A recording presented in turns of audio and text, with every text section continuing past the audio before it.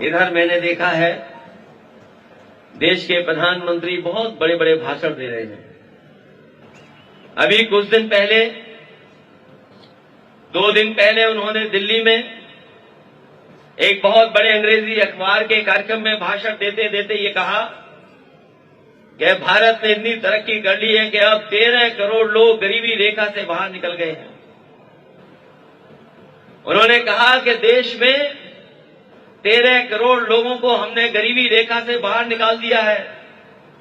अगर हम हिसाब किताब लगाएं और बीजेपी का हिसाब मान लें तो 8 करोड़ आबादी है लगभग मध्य प्रदेश की, तो 8 करोड़ लोग भी गरीबी से बाहर निकल गए होंगे और जो कुछ गरीब बचे हैं वो हमारी सभा में आए हैं। यही सब गरीब हैं बीजेपी की नजर में, और कोई गरीब नहीं बचा है। आज हमें बताएं भारतीय जनता पार्टी के लोग कि गरीबी का पैमाना क्या है, आप गरीब किसको मानते हैं। और याद कीजिए साथियों, वो समय जिस समय भारतीय जनता पार्टी ने नोटबंदी की थी, हमें आप सबको लाइन में खड़ा कर दिया था और बीजेपी ने भरोसा दिलाया था कि नोटबंदी के बाद पूरा का पूरा देश तरक्की के रास्ते पे चला जाएगा, आतंकवाद खत्म हो जाएगा, भ्रष्टाचार खत्म हो जाएगा। मैं आपसे सवाल पूछता हूं, पीछे मुड़ करके देखिए, बताओ भ्रष्टाचार कितना खत्म हो गया है।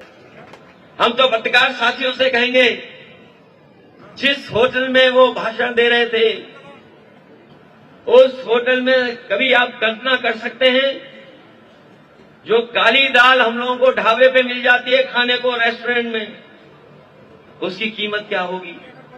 तड़के की दाल जो कभी ढाबे पे हम लोग खा लेते हैं उसकी कीमत क्या होगी।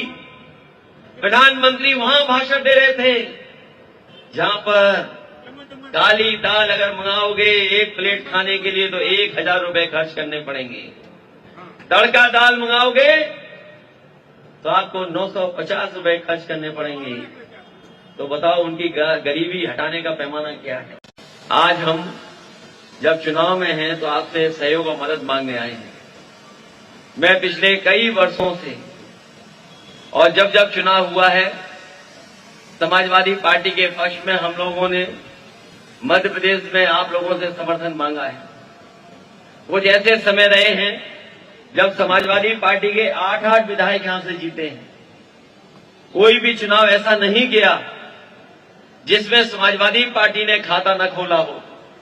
खाते के साथ साथ समाजवादी पार्टी ने बहुत सारी अच्छी विधानसभाओं में अच्छा मतदान पाया है।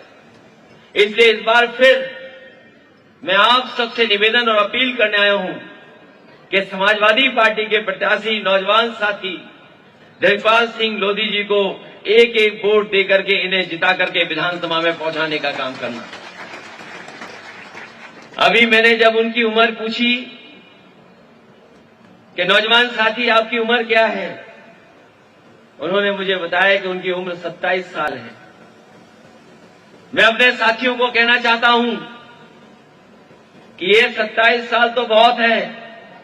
मुझे याद है जब नेताजी ने मुझे पहला चुनाव लड़ाया था, हम भी 26 साल के थे और जनता ने सहयोग और समर्थन कर दिया था। मैं लोकसभा में पहुंच गया था। 2000 में पहली बार लोकसभा में पहुंचा। कुछ दिन किसी सदन में नहीं रह पाया, लेकिन आज तक किसी न किसी सदस्य का मैं सदस्य रहा हूं। मुझे लगता है हम 26 साल में विधायक बन गए। ये हमारा नौजवान साथी 27 साल में यहां से विधायक बन करके जाएगा।